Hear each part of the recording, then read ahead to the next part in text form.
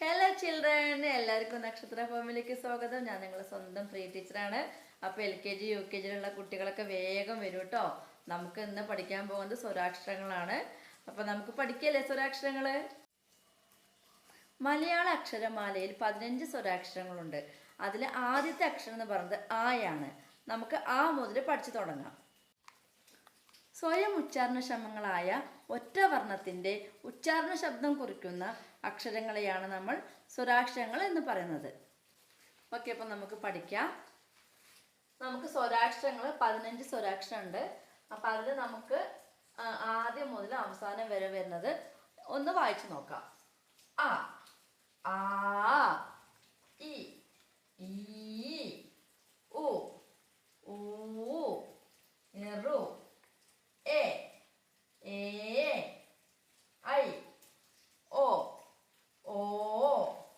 ഔ, ആ.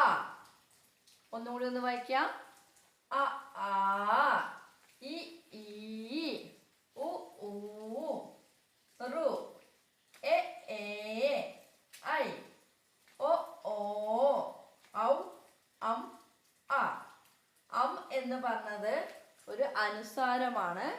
അ എന്ന് പറയുന്നത് ഒരു വിസർഗമാണ്.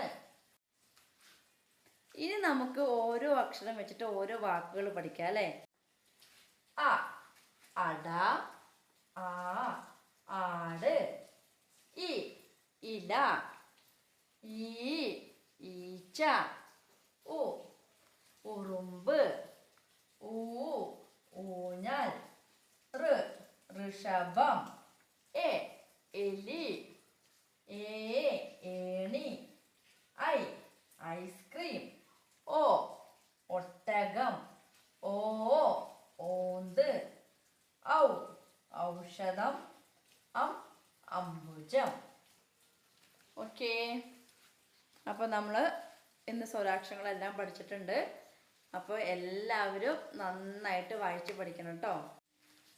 ഓക്കെ, അപ്പോൾ എൻ്റെ കുഞ്ഞു മക്കൾ സ്വരാക്ഷരങ്ങളൊക്കെ പഠിച്ച് നല്ല മിടുക്കന്മാരും മിടുക്കികളായിട്ട് നന്നായി പഠിക്കണം. ഓക്കെ, അപ്പോൾ എൻ്റെ ചാനൽ ഇഷ്ടപ്പെട്ടെങ്കിൽ എല്ലാവരും ലൈക്ക് ചെയ്യണം, ഷെയർ ചെയ്യണം, സബ്സ്ക്രൈബ് ചെയ്യണം. Okay, thank you.